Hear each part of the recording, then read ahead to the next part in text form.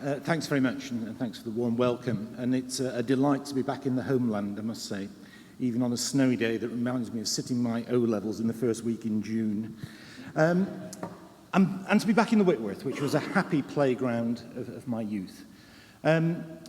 We heard Maria's very eloquent summary of the benefits of international programming, of touring, and that style of international partnership that lends a very immediate benefit, can be sustained, but is characterized by having a big bang.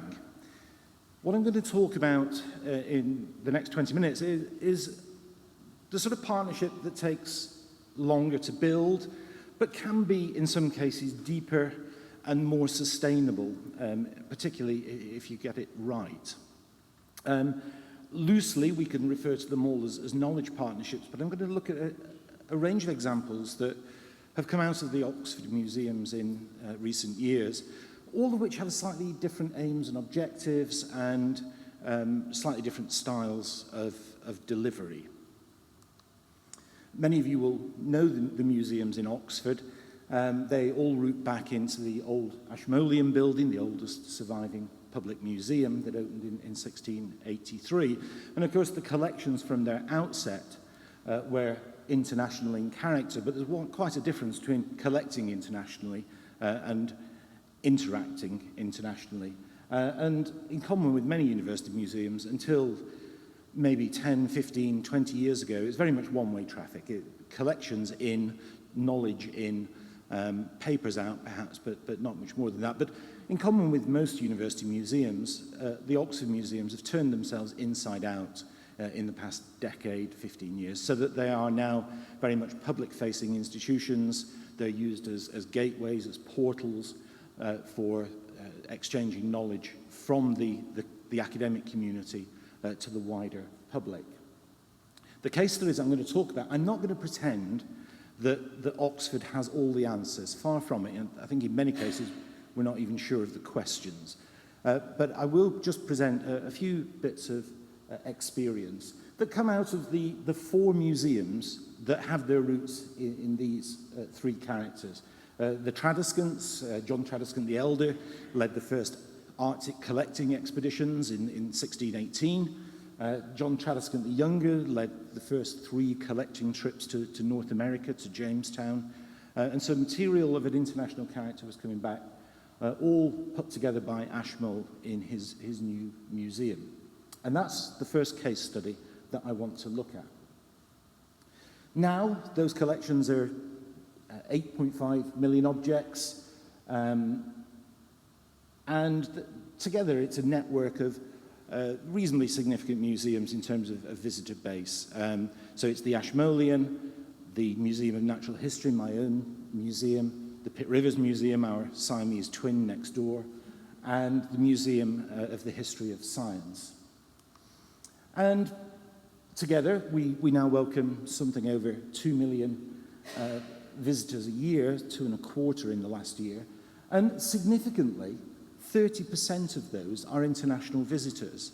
So there is already a significant interaction with international visitors, but what we need to do is have more dialogue with them rather than them simply coming through the door. Similarly, we make 5,000 loans a year, most of which are international. And that maintains many of these knowledge partnerships that I will talk about. So the first example I want to talk about is the Chinese paintings program at the Ashmolean.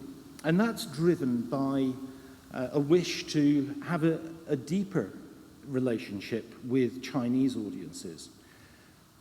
Well, that comes about for three reasons perhaps. One is, of course, the blossoming nature of China and its appetite for culture. The second, more prosaically, is the new Oxford to London Marylebone railway line, which if any of you have travelled on it, and I suppose not many will have done, as you enter Bicester Village station, it's a truly surreal experience, as on a British train, you get announcements in English, Arabic, and Chinese as to where to get off and what to do when you stand on the platform. So we're now all of a sudden on a major axis for Chinese tourism into the city of Oxford, with about 20 million tourists a year coming into the city. But of course, it's a matter of developing relationships with audiences in China as well. And underlying that, I would have to say, is an awareness that one of the major potential fundraising markets, of development markets, of course, is within China itself. So it's based on engagement and fundraising, and part of it, the early realization was that it has to be done in Chinese. So the Ashmoleans formed a relationship with Artron, which is one of the leading online platforms for art news in China. And similarly, the new Oxford China Centre, based at St. Hugh's College, is being utilised so that social media can be done in Chinese as well.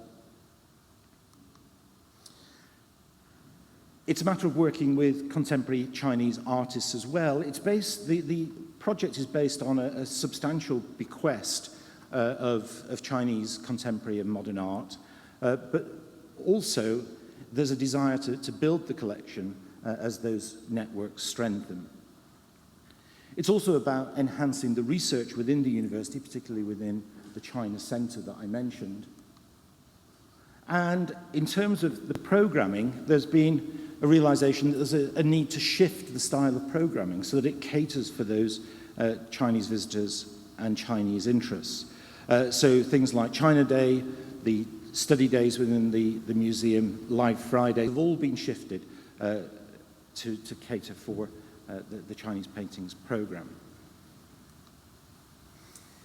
In terms of the partners involved, it's, of course, university internal departments, that's part of the drivers in all university museums, but also a very extensive network of Chinese arts representatives globally.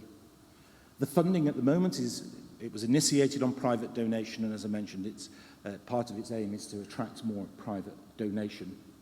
To stitch it all together, it's a relatively low-cost program because those networks, like the China Centre, are already established. So it's being run by a single program coordinator, and the events plan is now in place for 2016, and the one for 2017 is being developed. So that's the first of these case studies. So with the aim of developing audiences and developing fundraising potential, but also with research and collections developments as integral components. The second comes from the Pitt Rivers Museum and is very different. The Great Box project, I'm sure they could have found a better title if they'd tried, is based on building relationships with communities, and particularly indigenous communities. And in this case, it's building relationship with the Haida Gwaii community in northern British Columbia. The museum, this is the Pitt Rivers at the bottom, and Haida Gwaii itself at the top, a chain of islands off British Columbia. The Pitt Rivers Museum has a large collection of First Nation material, and there have been some earlier work, some early research grants based around understanding the First Nation collections. Out of that came a visit from a delegation of Haida Gwaii people, and they wanted to see their own collections within the context of the Pitt Rivers. And out of those conversations came a realization that the artistic techniques that had been used by the community to create those objects within the museum were no longer extant within the community. They no longer understood how to make those objects. And that set the seed of thought that maybe an interesting interaction would be to try and recreate one of the really iconic objects within the Pitt Rivers, the Great Box. This is the Great Box up on the left, and it dates from the mid-1800s, and two of the Haida community representatives came over, and they brought with them a blank box and carved a replica of it, but carved to within half a millimeter resolution with all of the chisel strokes exactly replicated, so that they fully understood exactly how that object had been made. It then went back to the community here in the Haida Gwaii Museum. It was taken for outreach out into community high schools. It was then embedded within a knowledge exchange program funded by the ESRC. HLF funding came from the Verve project. And importantly, from a university museum context, it provided inputs to the Research Excellence Framework. So this was one of our impact case studies that went into the REF in 2014. And for a university museum, that's significant because a top-rated impact case study is worth about £50,000 a year to an institution. And that's guaranteed over 5 years. So there is a significant financial imperative. But even without that financial imperative, this was something that the Pitt Rivers would have done as a means of reconnecting with those Indigenous communities. Third example is in my own museum, and it's a peer-to-peer partnership with the Museum of Zoology at the University of São Paulo. The museum in São Paulo is much the same size as my museum. The collections are about the same size. As you see there, the Museum of Zoology at USP has about 8.5 million specimens. We have about 7 million specimens, large, tight collections, which is the reference biodiversity material. But the partnership is strengthened by the fact that there are really significant asymmetries. On the research side, and this informs one that you shouldn't have preconceptions when you go into relationships. MZ-USP dwarfs the Oxford Museum in terms of research, power and output. They have 220 research staff. We have a 20th of that. They have 90 collections staff. We have a 10th of that, looking after the same size collections. So their potential and delivery in terms of biodiversity research is something that we can really learn from. We already had some research links. We both have leading crustacean research units. And that was really the catalyst for the relationship. But as we began to build the research relationship, we realized that there was an asymmetry the other way around. And that's in public engagement, where the experience in Oxford is much more developed than it is in the Brazilian museum. So the museum in Oxford gets about 650,000 visitors a year, engages with about 35,000 school children. And the Brazilian experience is it's about a 10th of that in both cases. So what we're now doing is taking our public engagement team out to a workshop in MZ-USP so that we can share experiences of working with those two different styles. And this is the one bit of natural history for the day. This is the urban wildlife of São Paulo. And who would swap urban foxes and great crested newts for capybaras and alligators? The last main case study I want to show you is Science Learning Plus. And this is a very traditional, large, multinational program. And it's funded by the Wellcome Trust in phase one, by ESRC and by the National Science Foundation and charitable foundations in the US. And it's to research informal science learning, and particularly to try and influence practice and outcomes. We don't know, there's a lot of informal science learning that goes on, but we don't know as much about it, what works and what doesn't work as we might. So it's a very large list of partners, the Grant, Manchester here, ourselves, Natural History Museum in London, with a range of American partners. So this is a very traditional academic model of working, and it could be European funding, or it could be the sort of network funding that we've got here. And we're now just looking at a phase two of funding.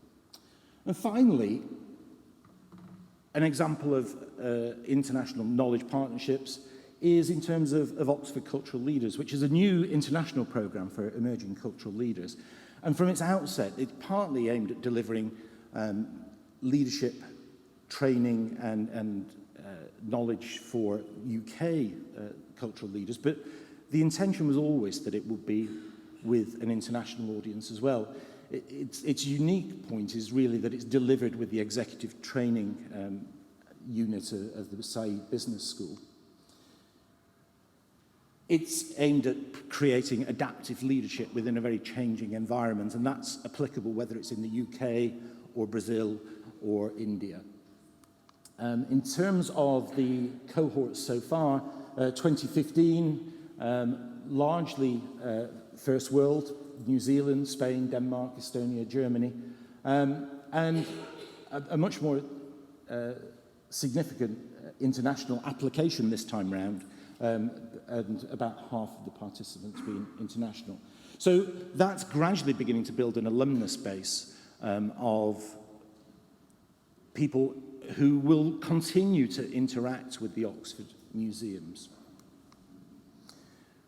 And it's beginning to make a difference in terms of Oxford cultural leaders. Has given me so much confidence that I feel safe to lead colleagues back in my own country.